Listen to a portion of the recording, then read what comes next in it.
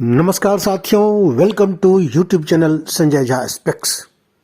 साथियों, मैं संजय झा चैनल की ओर से एक बार फिर आप सभी का अभिवादन करता हूं। और आज हम फिर लौटते हैं चीन पर इसलिए लौटते हैं कि वो लगातार भारत के खिलाफ साजिश पर साजिश रचते जा रहा है। अभी हमने कल के एपिसोड में वीडियो में मैंने ये बताया था कि किस तरह वो यानी चीन नेपाल के रास्ते भारत के बॉर्डर तक पहुंचने का प्लान बना रहा है। और इस प्लान के तहत वो ट्रांस हिमालयन रेलवे को जमीनी हकीकत बनाने के लिए फिर से सक्रिय हो गया है। दोस्तों, अब हम थोड़ा पीछे चलते हैं। पीछे आपने 9 दिसंबर को तवांग की घाटी में चीनी सेना के साथ भारतीय सेना की झड़प के बारे में सुना था। अब हम आपको ये बताना है कि तवांग घाटी पे चीन की नजर क्यों है और क्यों वो तवांग जीतना या तवांग पर कब्जा करना क्यों चीन अपने लिए सबसे महत्वपूर्ण मान रहा है।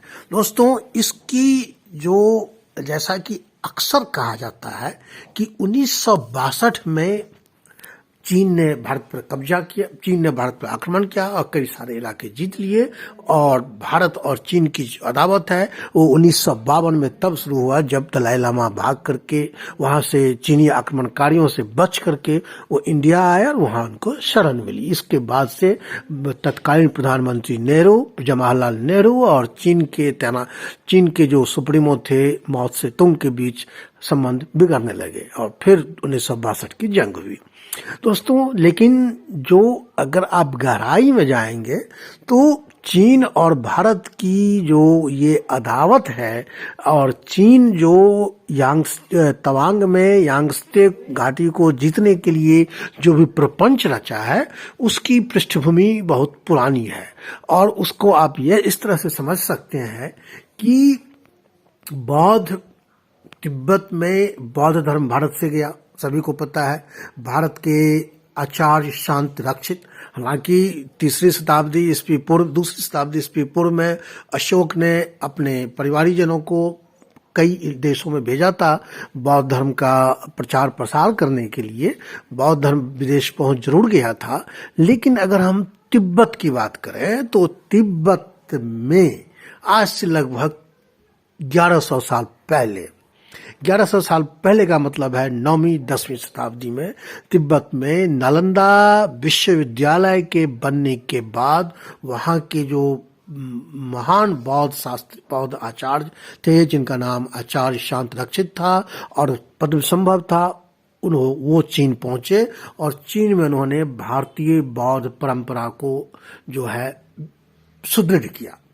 तो जब भारतीय बौद्ध परंपरा चीन में सुदृढ़ होने लगा तो उसके बाद वहाँ पे चीन जो तिब्बत के सम्राट थे उन्होंने बौद्ध धर्म को राजकीय धर्म घोषित कर दिया और तिब्बत के सम्राट का नाम था त्रिशांग देशसेन।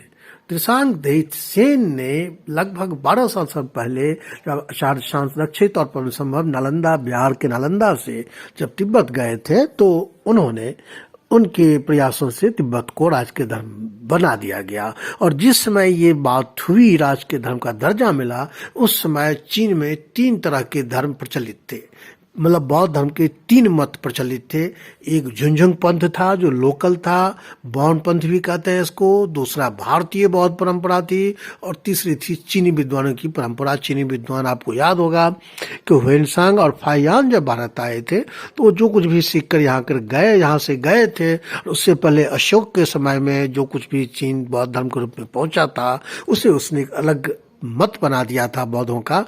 तो ये चीनी परंपरा वहां पे चल रही थी। तो तीनों परंपराओं के बीच जब राजकीय धर्म घोषित हो गया बौद्ध धर्म चीन में, तिब्बत में, तो उसके बाद तीनों पंथों में ये विवाद बढ़ा कि मेरापन सबसे अच्छा या मेरापन सबसे अच्छा।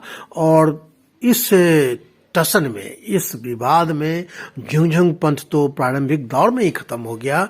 बाद में 2 पंथ बचे, चीन का पंथ जो बौद्ध पंथ चीन वाला था और एक हमारे भारत का जो भारतीय परंपरा के अनुसार जो बौद्ध वहां पर थे। और वहां कि एक अजीब इत्तेफाक ये था कि तिब्बत के लोग, जो लोकल लोग थे, वो भारतीय बौद्ध परंपरा पर ज्यादा यकीन करते थे, भारतीय बौद्ध भिक्षुओं पर ज्यादा यकीन करते थे। इसके बावजूद जब विवाद बढ़ा तो शांत रक्षित और पद्मसंभव जो नालंदा से गए थे, उन्होंने राजा को सलाह दी कि आप ऐसा करो कि दोनों धर्म के बीच शास्त्रार्थ, दोनों पंथों के बीच शास्त्रार्थ करवाओ, और जो भी जिस शास्त्रार्थ में जिस पंथ के विद्वान जीतते हैं उसका मत तिब्बत में चलाओ। और इस तरह से शांत रक्षित के सलाह पर तत्कालीन तिब्बत के राजा ने नालंदा से ही उनके एक शिष्य जिसका नाम कमलशील था, उनको बुलाया तिब्बत शास्त्रार्थ के लिए।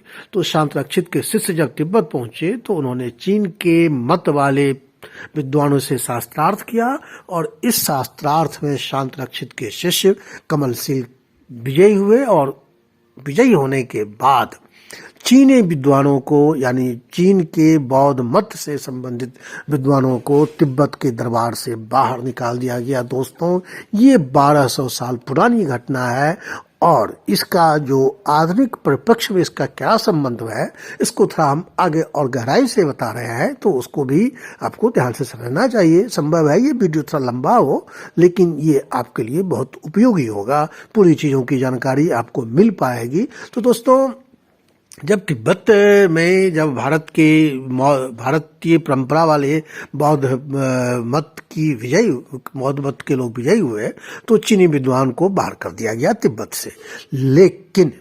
लेकिन ट्विस्ट ये आया कि चीन के विद्वानों ने आरोप लगाया कि जो शांत रक्षित, जिन्होंने इस शास्त्रार्थ की मध्यस्थता की थी, उन्होंने अपना तटस्थ खुद को नहीं रख पाए, और उन्होंने जानबूझ के ऐसे चीनी विद्वानों को शास्त्रार्थ के लिए चुना जो कमजोर थे, जिनका तार्किक और जिनकी जो बौद्धिक क्षमता थी वो कमजोर थी, और कमलशील से वो शास्त्रार्थ करने की स्थिति में नहीं थे। फिर भी उन्होंने कमजोर जानबूझ के चुना ताकि कमलशील यानी भारतीय परंपरा वाले विद्वान जीत जाएं, और ये आरोप चीन ने लगाया। और उसी समय से भारत को लेकर के चीन के मन में एक ग्रंथि उसने पाल लिया।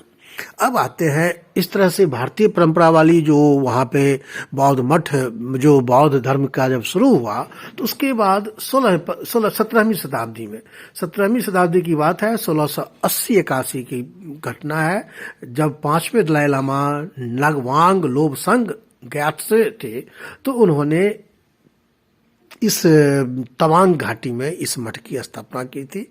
जो आज जो मठ है, उस मठ की स्थापना 1680-81 में हुई थी।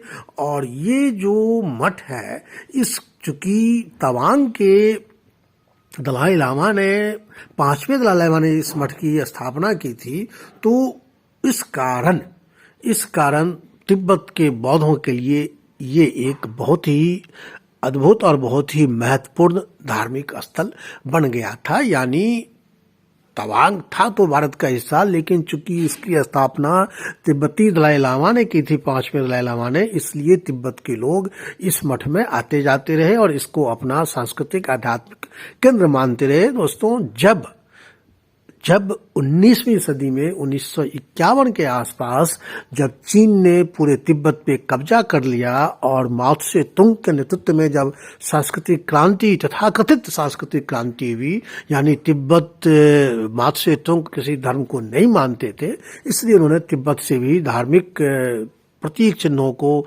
नष्ट करने का जो उन्होंने अभियान शुरू किया, तो तिब्बत के मैक्सिमम बौद्ध मठ जो है वो तोड़ दिए गए। तो जब तिब्बत के सारे बौद्ध मठ, लगभग सभी बौद्ध मठ उसने तोड़ दिए, तो तिब्बत के लोग का आध्यात्मिक केंद्र यही जो तवांग में जो बौद्ध मठ था, जिसकी स्थापना 5वें दलाई लामा ने की थी, जिसको यांगत्से कहा जाता है, उस जगह पे उनका आना जाना बढ़ गया, क्योंकि उनका यह एक महत्वपूर्ण आध्यात्मिक केंद्र हो गया, क्योंकि तिब्बत के सारे बड़े मठ तोड़ दिए गए थे। तो इस तरह से चीन चाहता था कि जब तक तिब्बत के लोग बौद्ध धर्म से जुड़े रहेंगे, तब तक वो भारतीय परंपरा से जुड़े रहेंगे, तब तक भारत के प्रति उनके दिल में नरमी रहेगी, उनके दिल में आदर रहेगा, सम्मान रहेगा। और चीन इस सम्मान को खत्म करता था, इसी कारण उसने बौद्धों के सारे मठ तिब्बत से तोड़े थे, ताकि भारतीय सम्मान उनके मन से, तिब्बतियों के मन से निकल जाए। लेकिन जब उसने ये देखा, चीन के शासक ने, यानी माओ त्से-तुंग के बाद के भी जो वहाँ राष्ट्रपति वगैरह हुए, उनको जब लगा कि तिब्बत से बौद्ध मठ खत्म करने के बाद भी एक तो दलाई लामा भारत चले गए, तो तिब्बतियों का स्नेह उनके साथ बना रहा, दूसरा तिब्बत के लोग अपनी धार्मिक भूख, आध्यात्मिक चिंतन के लिए उसको आध्यात्मिक दृष्टि से वो ये तवांग के उस बौद्ध मठ से जुड़ गए, जिसको 5वें दलाई लामा ने बनाया था। यानी जो चीन चाहता था वो नहीं कर पाया, यानी भारत के प्रति चीनियों के दिल में जो तिब्बत के लोगों के दिल में जो सम्मान था, उसको वो खत्म नहीं कर पाया। अब इसको खत्म करने के लिए चीन के पास 2 तरीके हैं, ऐसा उसको लगता है। पहला ये कि अगला दलाई लामा जो बने वो ऐसा बने जो चीन का समर्थक हो, यानी चीन अगला दलाई लामा, जो मौजूदा दलाई लामा है, उसके बदले में जो उनके बाद, निधन के बाद जो दलाई लामा बनेगा, वो चीन चाहता है उसके हिसाब से बने, यानी वो अपना कठपुतली दलाई लामा बने। और इसके लिए वो तवांग का जो बौद्ध मठ है उसको कब्जा करना चाहता है, ताकि वहां से भारतीय परंपरा को वो खत्म कर सके। तो दोस्तों, इसलिए चीन की सेना, चीन के लोग, चीन की सरकार इस तवांग घाटी के यांगत्से मठ को खत्म करना चाहता है, कब्जाना चाहता है, ताकि वो भारतीय परंपरा खत्म हो। और जब तक वो नहीं होगा, तब तक तिब्बत और भारत के लोगों के बीच का स्नेह, सम्मान, आदर एक दूसरे के प्रति बना रहेगा। यही कारण है दोस्तों कि लगातार चीन आक्रामक है और अरुणाचल प्रदेश को वो जीत करके अपने चीन में मिलाना चाहता है। लेकिन क्या ये संभव है दोस्तों? कतई नहीं। अब ये कतई संभव नहीं है कि चीन जो आज से 1200 साल पहले जो शास्त्रार्थ में जो उसे हार मिली, उसको शस्त्र के बल पे जीत ले, यानी सैनिक ताकत के बल पे जो जीतने का प्रयास कर रहा है, उसका ये मंसूबा कभी सफल नहीं होगा। दोस्तों, इस वीडियो में इतना ही। इसके लिए हमने कुछ न्यूज बुलेटिन के शॉर्ट्स लिए हैं, स्क्रीन शॉट्स लिए हैं। उम्मीद है आपको ये कंटेंट अच्छा लगेगा। अगर अच्छा लगे तो मेरे वीडियो को लाइक कीजिए, चैनल को सब्सक्राइब कीजिए। आज का आपका दिन शुभ हो। जय हिंद।